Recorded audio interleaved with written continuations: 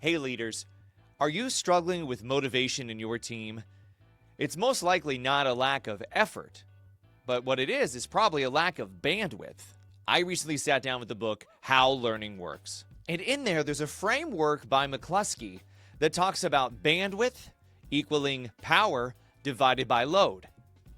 So let's talk about this equation a little bit more. Power is what your people have. It's their support, it's their internalized skills, it's their confidence or their clarity around their role. Load is what they're carrying. This is tight deadlines, ambiguity, and emotional weight, whether it comes from their personal life or the workplace. A good example is a college student may not have a lot of load because their only role right now is to be a college student. And there may be another college student who also has a spouse, has kids, has 2 part-time jobs, and a mortgage, and all these other bills they're trying to pay. That adds to that load.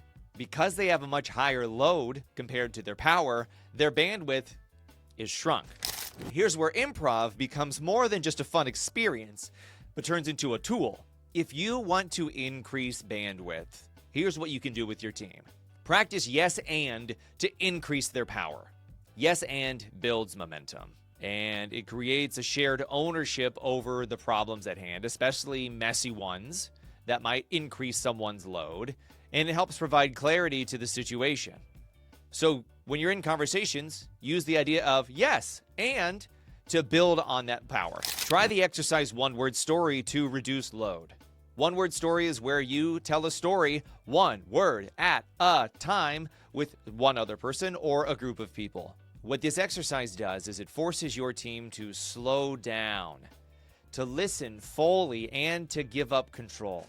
Everyone still contributes, but no one carries the full load of telling the story. That shared cognitive load in action. And remember to debrief in real time. After any project, reflect like an improviser. Ask yourself, what surprised you about the way we worked today? Or what shifted in our process during our work today?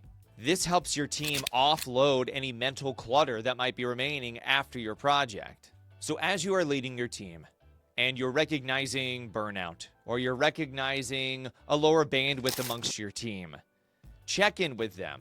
Do some improvisational exercises because more power and less load equals a better bandwidth. If you're ready to use improv as a practical lever to increase your power, decrease your load, therefore increasing your team's bandwidth, let's talk.